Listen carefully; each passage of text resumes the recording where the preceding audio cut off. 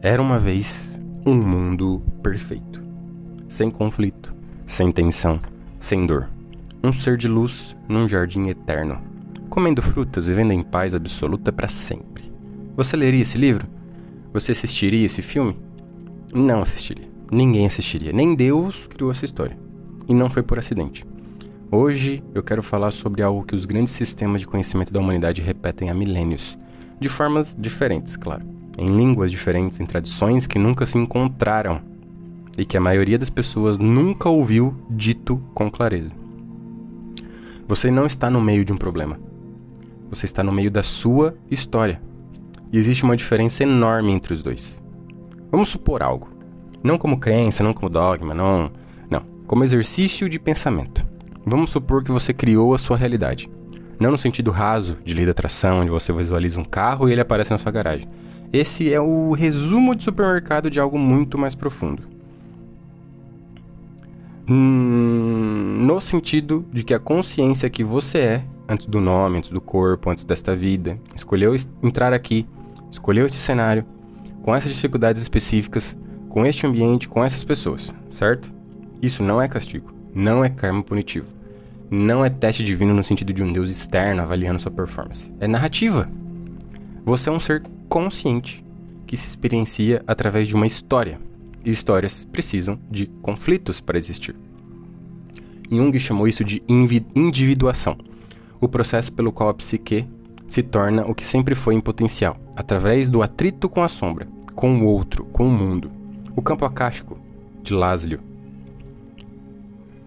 O substrato informacional onde toda experiência deixa rastro. Pressupõe que consciência não é passiva. Ela participa da estrutura do que experimenta.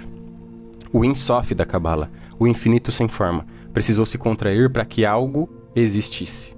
A criação não foi um presente, foi uma escolha de se limitar para que a experiência fosse possível. 3 sistemas completamente diferentes, a mesma intuição central. Você não caiu aqui por acidente, você entrou por decisão. E se você entrou por decisão, então o que está vivendo agora não é um obstáculo entre você e sua vida.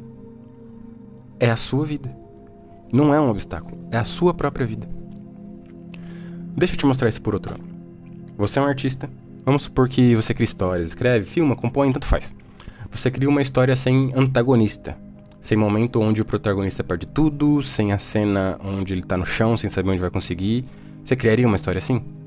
Não criaria, porque essa história não transforma ninguém, não emociona, não tem peso. O conflito não é o defeito da narrativa, é a engrenagem que move a narrativa. Agora pensa o que os grandes arquétipos espirituais têm em comum. Cristo, no deserto por 40 dias, tentado, sozinho, sem garantia de saída. Esse período não foi punição antes da missão, foi parte da missão. Buda, sobre a árvore Bodhi, confrontando Mara, o arquétipo do medo, da ilusão, do apego, antes da iluminação.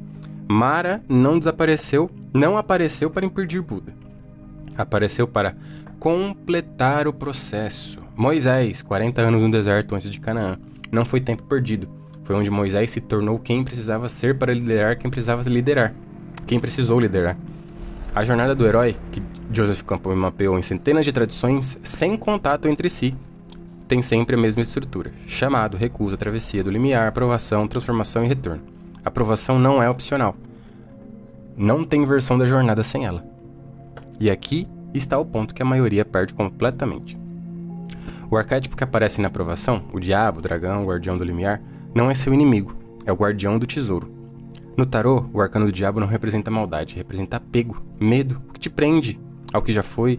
O guardião que pergunta, você quer mesmo o que está aqui atrás? Você tem coragem de abrir mão do que tem para acessar o que pode ser? Quando você enfrenta esse guardião, não com violência, mas com presença e com intenção clara, ele não é derrotado, ele se transforma. A serpente que assustava se torna a Kundalini que sobe. O medo que paralisava se torna o combustível que move. O obstáculo que bloqueava se revela como o caminho. Guarda isso é a estrutura de tudo que estamos falando. Quero mostrar isso através de um mapa que tem 4.000 anos e ainda é mais preciso que eu conheço. É o mais preciso que eu conheço para descrever como a consciência se move na existência.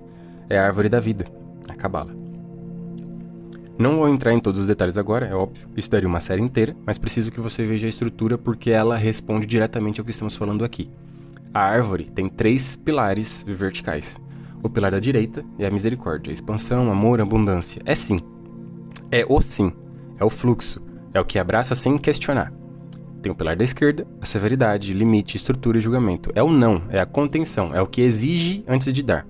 E no centro, o caminho do meio, a coluna da consciência, que equilibra os dois.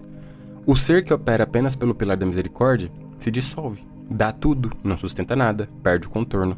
O ser que opera apenas pelo pilar da severidade se fecha, controla tudo, não recebe nada, perde a conexão.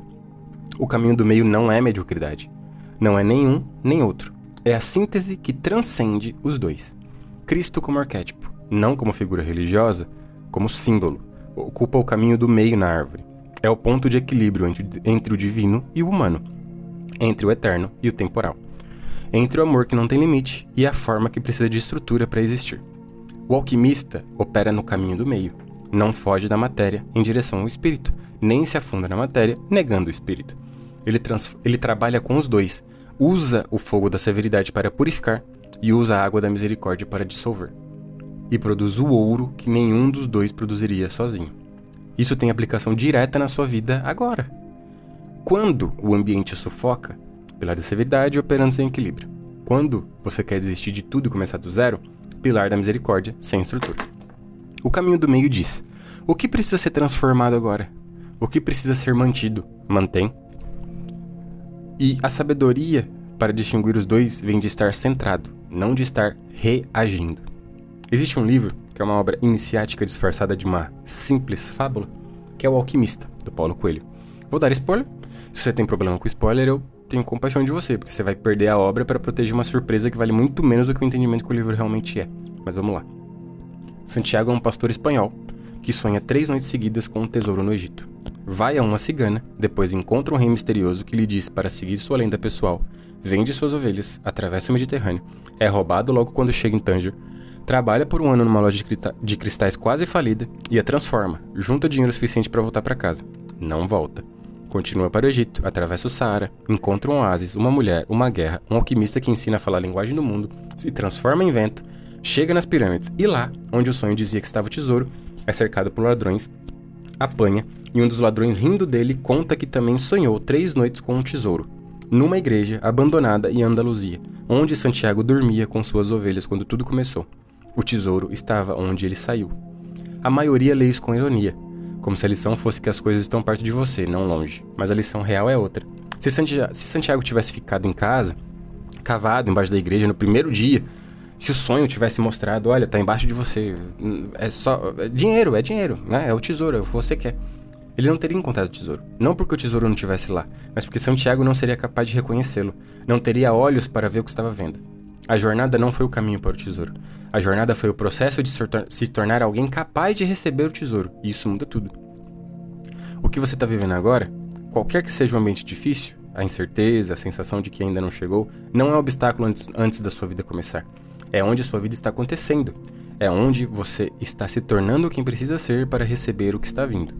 E aí, uma pequena história para fechar isso, que é que quando eu era criança, a escola fazia excursões, você deve ter tido isso também na sua.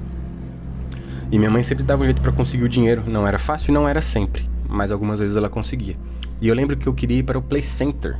Era o destino, era onde a diversão tava, né? Era o parque de diversões.